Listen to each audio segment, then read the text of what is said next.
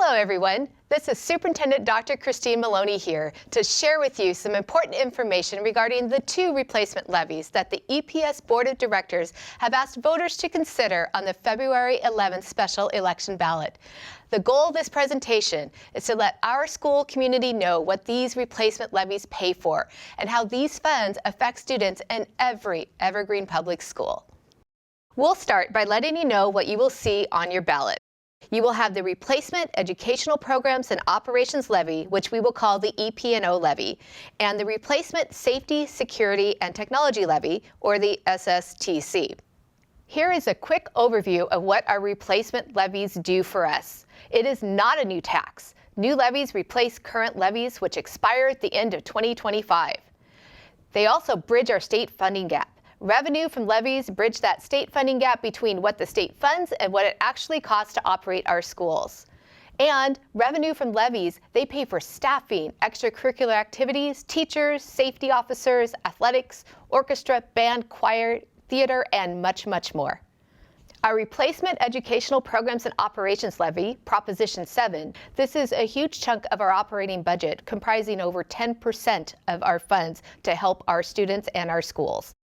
Pays for teachers, principals, counselors, security, school support staff, coaches, and much more, along with extracurricular activities, special education teachers and paraeducators, our multilingual learner program and highly capable programs, curriculums, textbooks, and professional development. Our Replacement Safety, Security, and Technology Capital Levy pays for our technology staff, our Parent Square Communication Service, student staff devices, school audiovisual equipment, online curriculum, internet services, our network infrastructure, and of course, our emergency response systems, cybersecurity, and internet safety.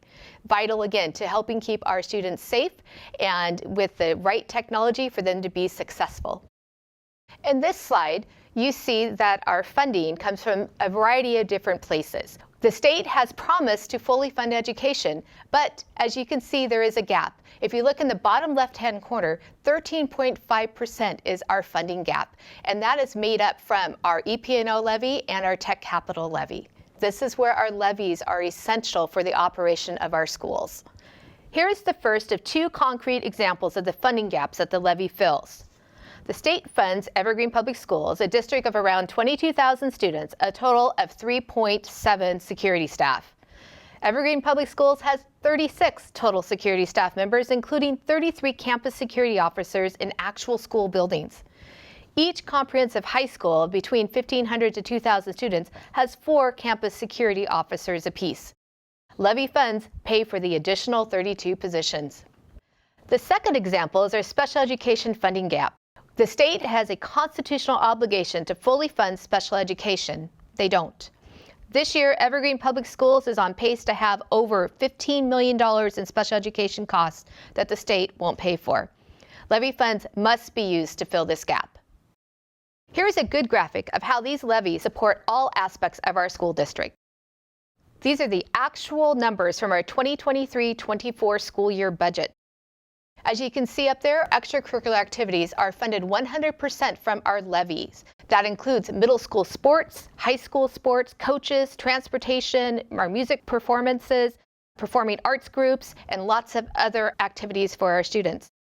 It funds classroom teachers, security staff, special education, counseling staff, and important school support staff that our students see every single day, such as secretaries and paraeducators.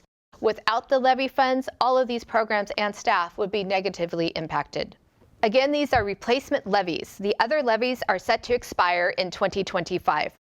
Here are the estimated tax rates for the replacement levies. Like we do with every election, we encourage everyone to vote. The election date is February 11th. Ballots are expected to be mailed on January 21st. Please make sure that you are registered to vote, and if you need more information, that's available on this screen, and then also check out our website. I want to thank everyone in the Evergreen community for taking the time to learn how these two replacement levies support our students and our schools. More information is available on our levy website, which you can access directly with the link on your screen. You can also easily find it on our homepage at evergreenps.org.